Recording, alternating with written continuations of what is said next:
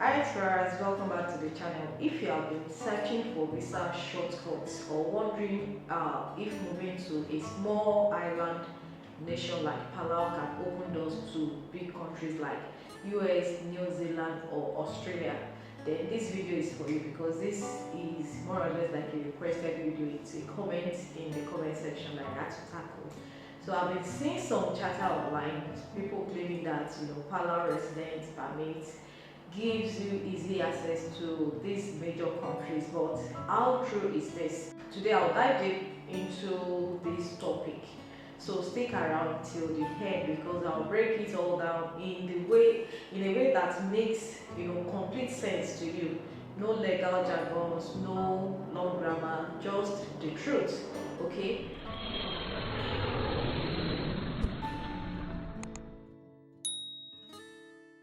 Okay, first, quick geography and civics class. Palau is a small island country located in the Western Pacific Ocean.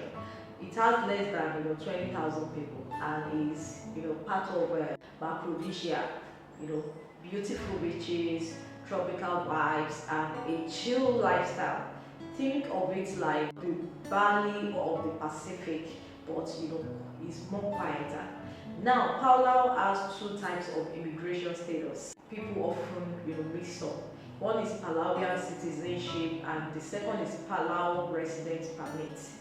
This video is about the second one, the resident permit, which foreigners can get if they live or work there legally. Here is the thing: residency is not citizenship, and that small detail makes a big difference when it comes to international travel. Okay, let's start with the big one, the United States. There is a special agreement between Palau and the US called the Compact of Free Association, or COFA for short.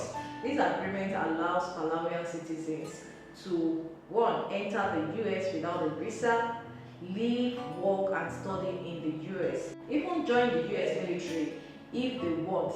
Sounds sweet, right? But here is where people get it twisted. These agreements only applies to Palauian citizens alone, not people with a Palau resident permit.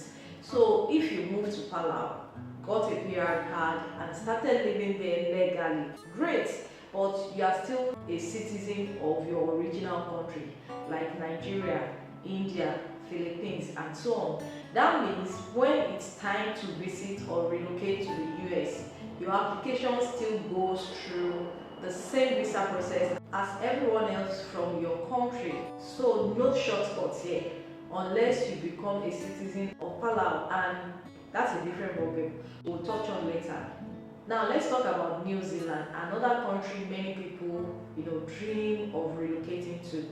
So does holding a Palau resident permit help here? The answer is no.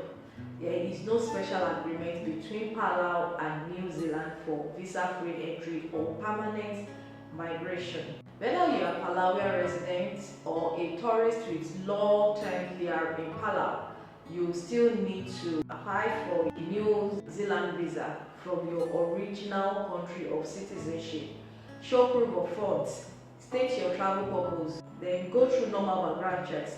So again, unless you are a Palauian citizen, there is no real advantage. And even as a citizen, Palauians still need a visa to enter New Zealand. So now this is where things get a little interesting. Australia recently launched something called the Pacific Engagement Visa, PEF. It's a lottery-based, permanent residency program for, selected Pacific island nations. And guess what? Palau is on that list. So what does this mean? If you are a citizen of Palau, you can enter the PEF draw.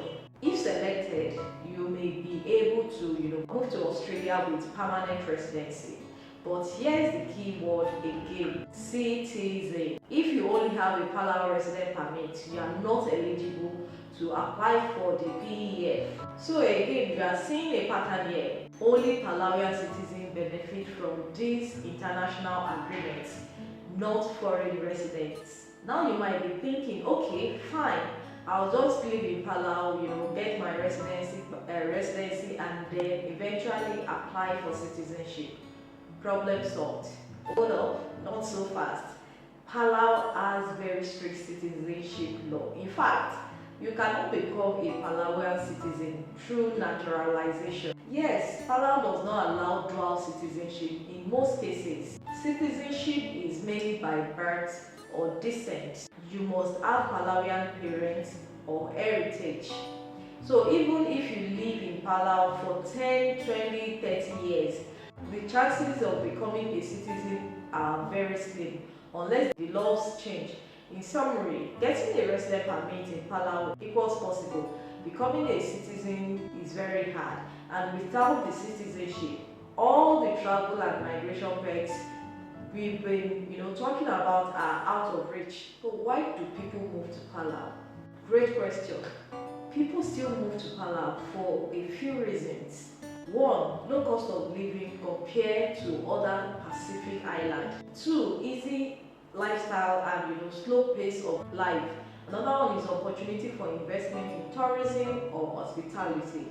Expats retire there for the peaceful environment, and yes, some people think it will help them migrate elsewhere easier, even though it doesn't.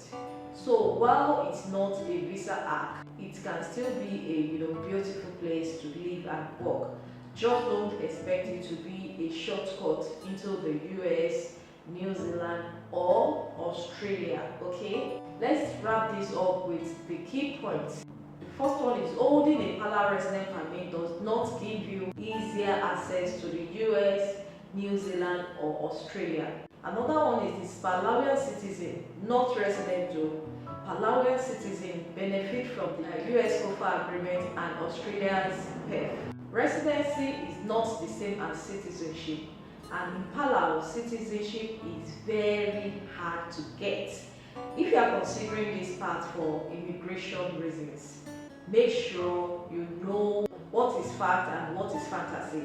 If you are looking for real migration options, like digital nomad visas, job seeker programs, or second passport opportunity, I've got other videos on the channel that break those down step by step.